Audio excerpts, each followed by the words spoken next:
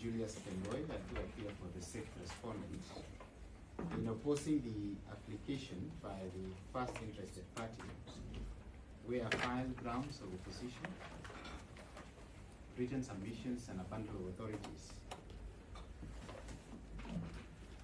that speak to the reason why the application by the first respondent is for dismissal. My lords, none of us here have an issue about your impartiality or competence to deliberate on the petitions before you and render a just decision.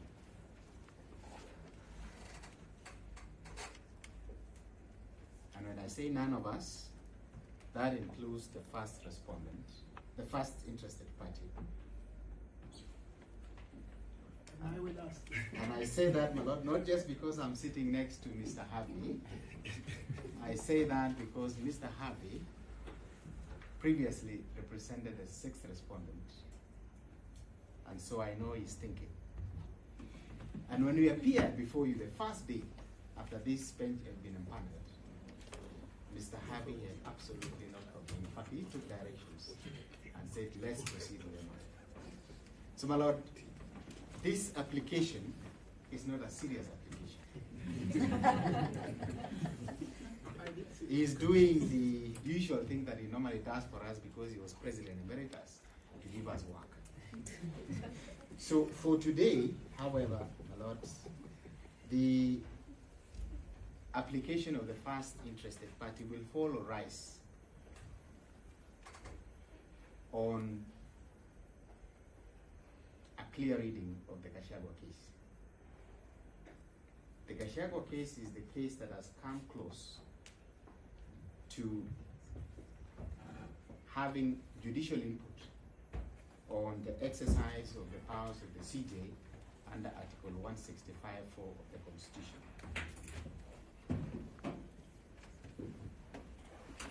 However, my lords, the Court of Appeal was clear in its mind that it can only suggest and not direct the Chief Justice on how to exercise the power donated by Article 165(4). And if it did, happily it did not do, that judgment would be of no value because the powers under Article 165(4) vest entirely on the Chief Justice and entail a constitutional imperative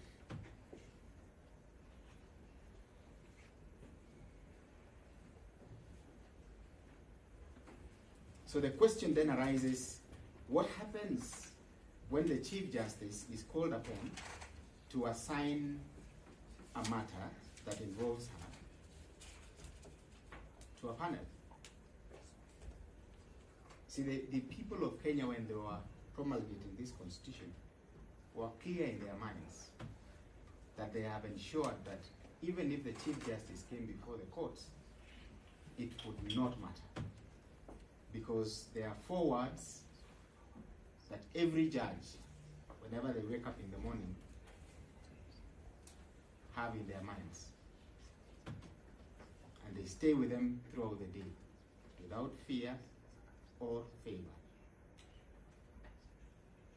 Because that is the judicial oath. That for you to do justice, you must exercise your duty without fear or favor.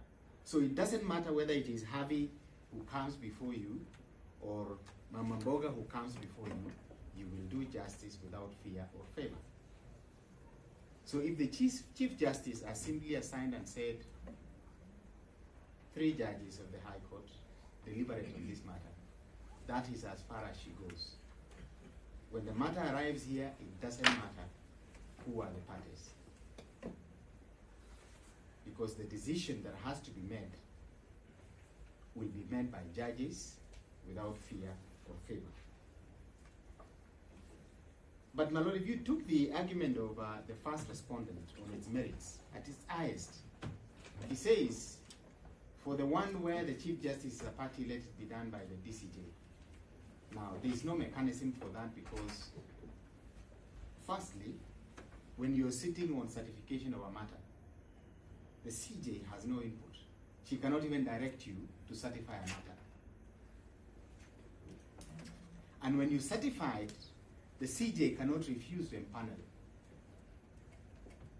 She cannot return the file because there are only two questions that she has to answer when that file arrives there. One is how many judges? Second one is who are the judges to hear it. How it will be disposed of is completely outside her purview. And so in a situation like this where the complaint that has brought the judges before the court are judgments that they rendered in their collegial basis as judges of the Supreme Court, where the CJ, the DCJ, and all the others are sitting, how then can the CJ say that because this one is not my petition, even though the judgment being complained of, I was one of it, I will now assign it to the DCJ to appoint a bench? That is a distinction without color, without form. And to what end? And so that we put to rest the reliance on the Gachagua case, we have to look at what the judges of the Court of Appeal decided at paragraph 213 of that decision, when they said, regarding the request that we order the Chief Justice to empanel an expanded bench of 5 judges, this is a prayer we must decline. The discretion granted to the Chief Justice by Article 165(4) to empanel a bench is a power solely granted to the Chief Justice. It is the Chief Justice and she alone who can decide the number of judges to assign a matter. Similarly, it is only the Chief Justice who can decide which judge to assign to a bench, and this answers the related prayer that we direct that the Chief Justice excludes the 3 named judges from the bench to be constituted afresh. So it's not. My learned friend will torture that decision, but ultimately it will come down to the same thing, that the CJ exercises powers under 165 to simply assign a matter to judges, not to direct them, not to have any control over them, and it doesn't matter who are going to hear it. Now, there is an issue that I know my learned friend did not raise, but there in his application and submission, that the 3 judges who are hearing this matter issued conservative orders. Now, that already has a problem in it because every single day judges exercise their discretion to either grant ex parte orders or not to grant. That cannot be a reason to tell a judge, now you cannot proceed to hear the matter because you gave a conservative order.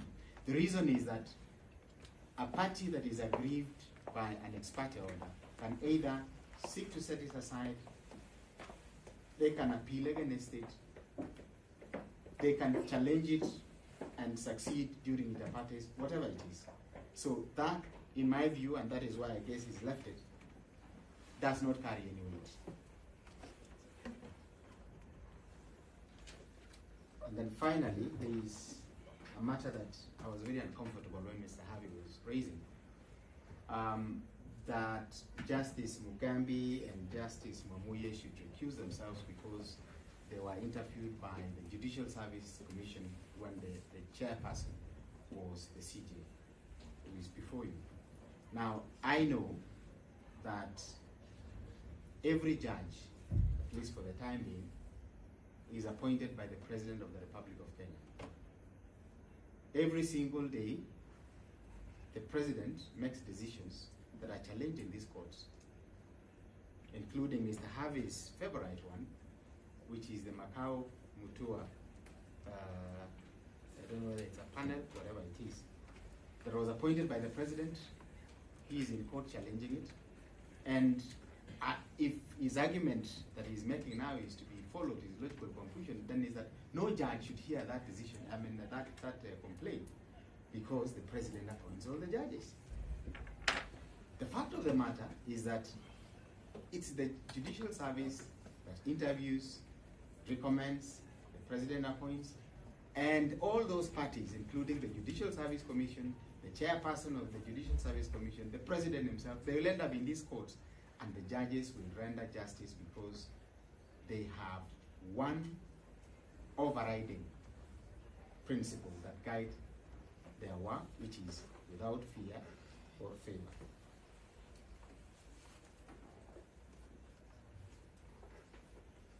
Finally, the application by the first interested party has a dangerous ring to it. Because if you were to accede to it, then you will judicialize, if you allow me to use that term, politics. Because to recuse yourself from a matter, or to be asked to recuse yourself, is to be asked not to be a judge, not to exercise your duty as a judge. And this is said that there is nothing else you do other than to judge. So if you're being asked to recuse yourself and you accede to it easily, then every person who appears before you, if they don't like the shape of your nose, if they don't like the color of your hair, they don't like your age, they don't like how you conduct your court procedure, they will be telling you to recuse yourself. And this particular application will be cited as precedent. Now, in Sharia Mtaani versus Judicial Service Commission, the court was emphatic that if I allow the application, it would mean that many other judges, including those that were appointed pre-2022, will not be able to sit and hear the petitioner's grievances, as the time frame of this grievance is much wider. Judges have a duty to sit, and it is in the interest of justice that I prevent an unwarranted crisis in the administration of justice that may have the ripple effect of knocking out many more judges from the matter at the whims of the petitioner. So basically, recusal is an exception, and it has to be met with compassion. Compassion because you're telling the judge basically to stop being a judge, and you're saying they're unfit to judge. Now, on specious arguments that have been made before you, that is not the situation.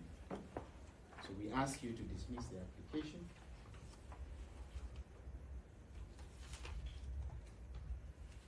With costs. Because I know that was the prayer of Mr. Harvey, that we all get some fees. And we proceed with the petition. Thank you, my lord, unless you have a question. Thank you very much.